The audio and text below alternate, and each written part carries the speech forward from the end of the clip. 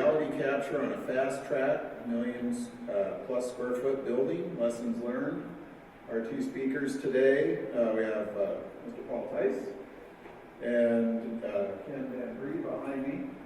And I don't know who's going first, but I'll let you guys maybe come up, introduce yourselves, your background, and take it from there. So please welcome Paul and Ken. Thank you. So my name is Paul Tice. I'm a service provider and a software developer. So I have a company called Topa 3D and Fiora Innovations. And we have a booth here advertising our new software. So I'm here to just talk about the data center space specifically, which is 1 million square feet per building, and challenges that we have had to overcome to keep up with the pace of construction. I'm Ken VanBree. I have a company called eBuilds that does pictures on plans. I'm also been working with the USIBD for a number of years, and this year got involved in organizing the conference. So I didn't have a lot of time to prepare presentations. So Paul and I were finishing our presentation in the back of the room. I don't know if you noticed this back there, but anyway, we hope you enjoy it. What we're going to talk about is we're going to start out with the project scope, size and schedule and so on. It's a big building, so there's a lot to do. Talk about what we did to convince the client to use us, and then from the 3D and point clouds and drone point of view, Paul has got that piece of it. I'll take the piece on the 2D imagery, and then we'll talk about lessons learned and open up for questions. So, scope?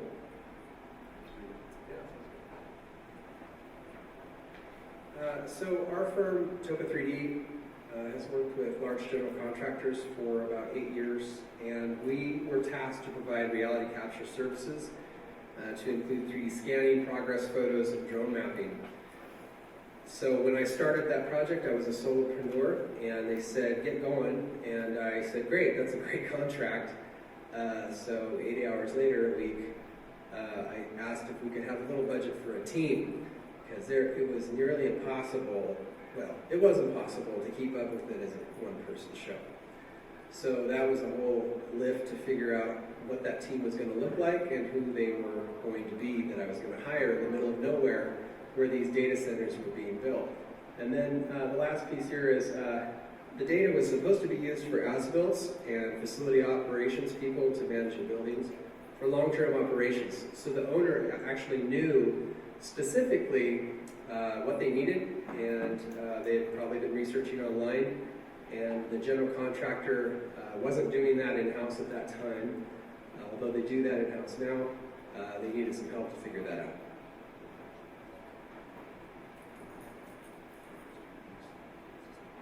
Okay, so so we'll just roll right into it. Our team, we've been providing reality capture services, like I said, for years.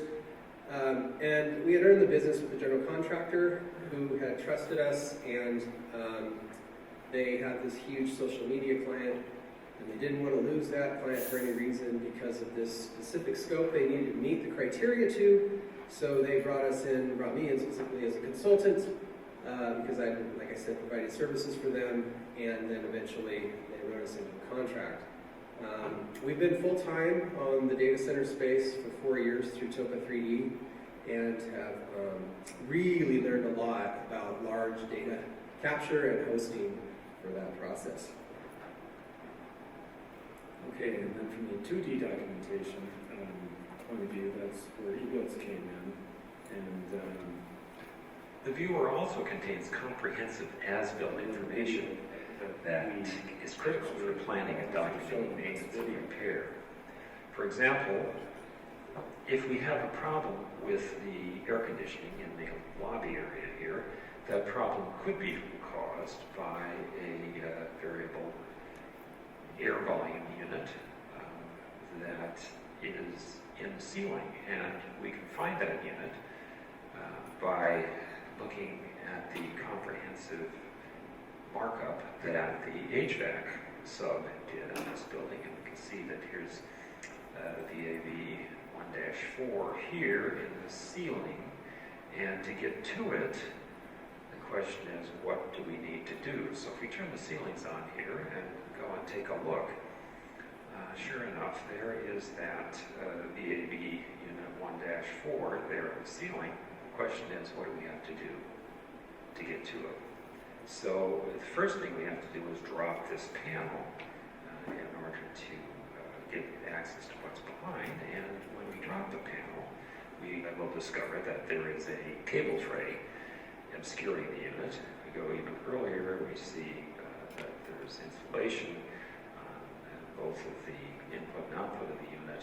We may need to remove in order to get access to the unit. The ability to see all of this without disturbing the occupants of the area can be very useful to facility managers as they plan the work that needs to be done. So as you can see, this simple visual interface can... So since we're in short of time here, let's just move on to the deliverables in terms of how much data that this generates. Yeah. Well, I'll be doing no show of hands, but I'm sure some of you have played in the data center space on some level. Maybe you know kind of what's involved with that. So we were generating point cloud data from Faro scanners to start with, and we'll show the evolution of how our scanning process has changed over time. And we were generating about 10 terabytes per building of scan data. And so that creates a whole issue in itself, like how are they going to deal with that? So we had to build a server, but we also had to figure out how we're going to move data that fast to the subcontractors and trade partners to actually evaluate the BIM models and do their as-builts, because they had to continually update the model using the point clouds. So we started using UDP protocol technology, user datagram protocol, to shoot that data through the internet like a fire hose.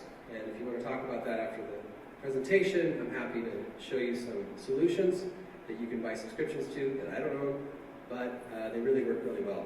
Another thing we had to provide is 360 and 2D photos to do progress reporting, orthomosaics from drones, videography services, because they wanted to market internally some of their prefabrication processes to other sites to show how they could build efficiencies. So they were just constantly like an organism learning from the process we were doing and other processes to improve, so every data center would go up even faster and even cheaper. And finally, we had to also, as a consulting sort of hat that we put on, offer them hosting platforms for all this data and show them probably the best recommended for the cost to host this and share it with project teams. So in terms of deliverables for the 2D imagery, we basically used a pictures on plans platform to do that, and then we transferred all those images to our company which is in California, and we did generated the picture of the POP platform pictures and re-uploaded it so that Paul could get access to it. And just an example of what a POP view looks like. This is one that there was actually a QR code on the USIBD flyer outside the door. You'll get to this. This is, well, you're looking at the conference room we're in earlier in another conference, another talk. And that's the picture of the plan is down in the corner there, which is the plan for the CCC itself. So if you want to explore that more, it's on the USIBD website. And then in terms of the total image data that we generated for Paul's project, it was about 35 gigabytes of image data, as opposed, and that's the entire building, that's opposed to terabytes for the scan data. Okay? And then just I wanted to resolution, we ended up using both DSLRs and the little Theta Bs, and there is a spec that USIBD put together earlier in terms of how to deliver those images, and it talks about two things. One is the accuracy or the level of resolution, and the other is accuracy of photos. Because people are walking around the site with these cameras and they say, okay, I think I took a picture right here. If they're off, that'll influence whether or not the picture is useful for a particular purpose. So those two properties are explained in some of the USIBD documents, which I won't go into detail here, but those are available. That 2D imagery spec is available as a free download from the USIBD site if you're interested. And then over time, the deliverables changed. And the reason was because they wanted to use these photos in planning meetings. And in order to do that, they were telling Paul's team, okay, we think we're going to be talking about this area and that area. So his team would have to go out, get those pictures. We download them from the cloud, process them, put them back up, and then they could use them. But the cycle time for that got longer and longer as the project got bigger. And so we decided that just wasn't working. So, so our response to that was that we partnered with another POP supplier who had a mobile app that you could just walk around the plant and put the image, generate the image with your little Theta B, put it right on the plan and upload it. And so that was much more productive for Paul's team, and it got the client what they needed, which was pictures of areas of interest to use that were recent, like maybe even that morning or something. So that's what one of the things that we learned in terms of data management. And then the last question is, how would you do that yourself? Yeah. So that's our lesson. The end. It's been nice to have you. There'll be refreshments in the back.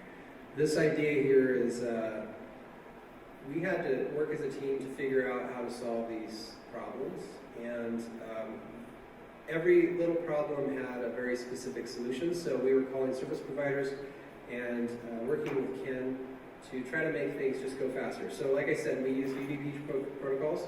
We were uploading data to the cloud.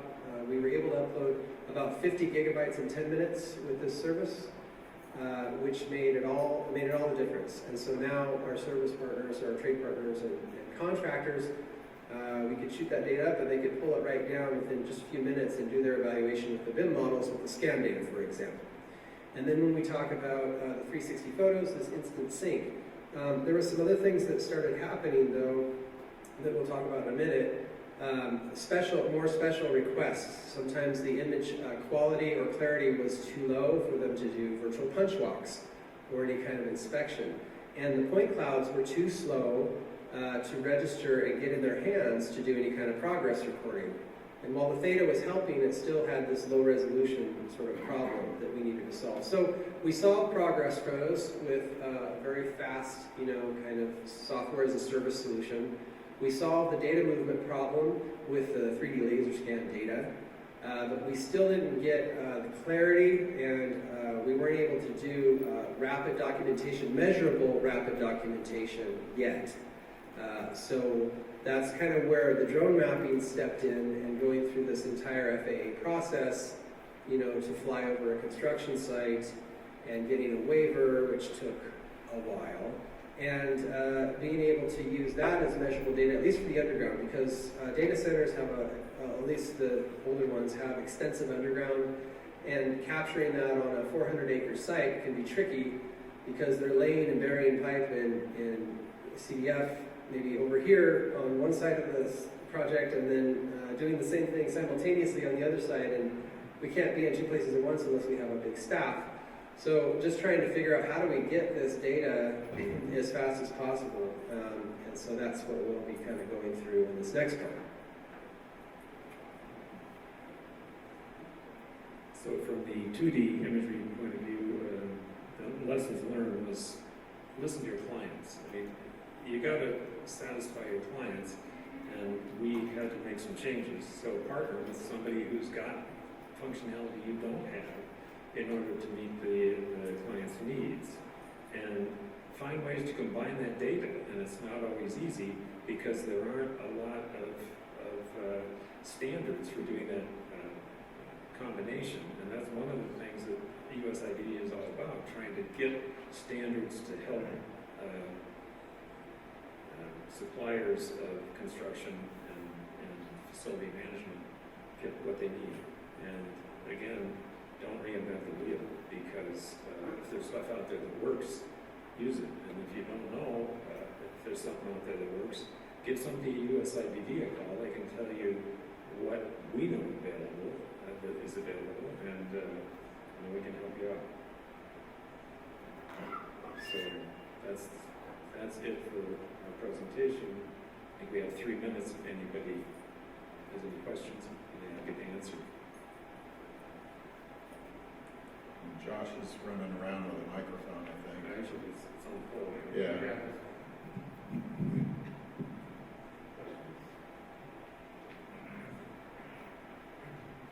Just real quick, I think I missed the part about laser scanning. What were you using for that?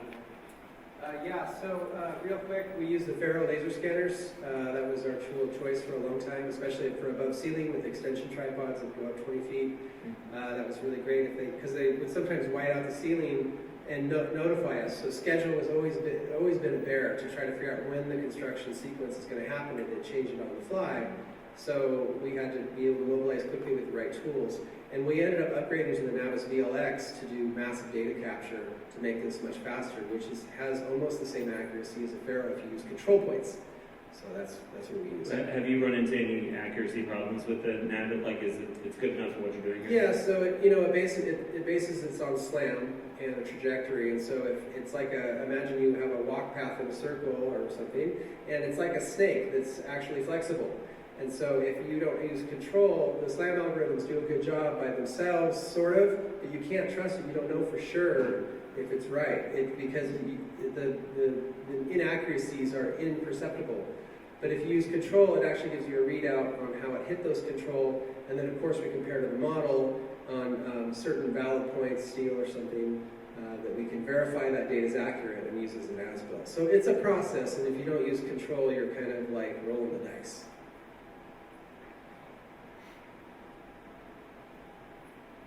Well, I will say one more thing. The 360 photos, we got the speed and the clarity, and just to put a button on that, they needed some accuracy of the pixels. In other words, they needed to be able to see clarity to do quality control of virtual punch walks, and the Theta wasn't doing it because COVID hit.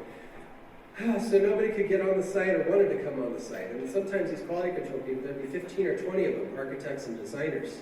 So they needed a solution, and we started using our DSLRs, even though they're kind of slow. But because the resolution is so good, they could see a long way, so we don't need as many photos. So we started doing these virtual punch walks with that, but we needed a hosting platform for that. So my company wrote code and invented a software platform called Resolute. We have a booth, shameless plug, but Resolute allows you to host from any camera of any resolution, and even in low light situations. So that was the solution that got us through COVID. In the data center space, they started buying subscriptions to it internally. We just launched yesterday, so I don't know who else would actually want that application, but they really like that because it supported them through that process. That's what I want All right, thanks, guys.